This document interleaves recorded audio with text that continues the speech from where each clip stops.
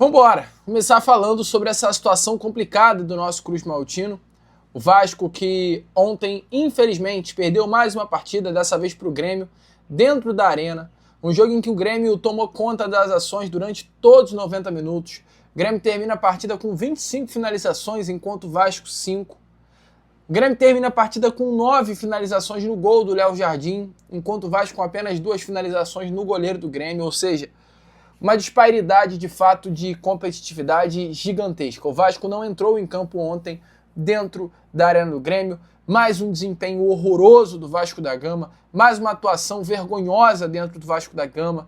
O vascaíno que teve que ouvir o Tietê logo após a partida, em uma entrevista pós-jogo, falando que tem consciência esse elenco do momento, da dificuldade que hoje o Vasco vive.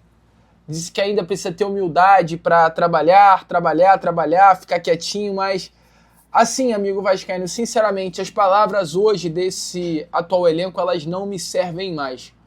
Eu acho que hoje o Vasco da Gama, eu nem coloco o Tietê nesse grande problema, mas o Vasco hoje ele vive um eterno problema, uma eterna contaminação, e eu acho que essa é a melhor palavra, do elenco de 2023.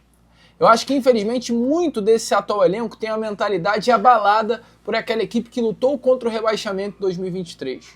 Uma equipe medrosa, uma equipe que tinha como principal objetivo livrar o Vasco de um rebaixamento, uma equipe sem perspectivas grandes, que quando se deparou com um momento de título, peidou.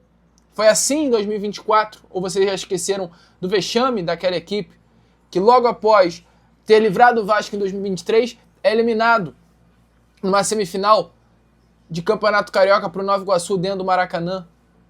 O Vasco como equipe, o Vasco como elenco, e esse mesmo elenco que em 2023 lutou para não cair, muitos deles ainda estão hoje dentro do Vasco, é um elenco medroso, é um elenco que não tem capacidade para jogar jogos grandes, é um elenco que quando chega os momentos decisivos peida. Não conhecem o tamanho do Vasco. Mentalidade 777, lembra? Que assina um contrato tendo como bonificação não um título, mas se livrar do rebaixamento? Ou já se esqueceu do contrato que foi assinado entre João Vitor, o zagueiro que o Vasco comprou no ano passado, e o Benfica? Que o Benfica seria bonificado com pagamentos a mais caso o Vasco permanecesse na Série A do Campeonato Brasileiro. Essa é a mentalidade de muitos jogadores hoje dentro do elenco. É a mentalidade de um Léo Jardim, é a mentalidade de um Lucas Piton, é a mentalidade de um Verratti. É realidade, amigo. Não é nenhuma loucura pensar nisso. Muitos jogadores hoje, dessa espinha dorsal do Vasco da Gama, eles têm uma mentalidade fracassada. E precisa urgentemente mudar essa espinha dorsal. Hoje a gente já vê jogadores como, por exemplo, o próprio Carlos Cuesta, Robert Renan, Cão Barros, Nuno Moreira, Andrés Gomes, jogadores assim que começaram super bem no Vasco, fazendo bons jogos, contra equipes fortes, que hoje já estão completamente rendidos e abalados mentalmente, muito por essa espinha dorsal do Vasco da Gama. Esses atletas que eu citei inicialmente, Piton, Verratti, os jogadores dessa espinha dorsal do Vasco da Gama, Puma, diversos jogos a gente já viu atuando de forma completamente desleixada com a camisa do Vasco. E ontem foi mais um desses jogos. Ou seja, urgentemente, para 2026, o Vasco precisa reformular o seu elenco.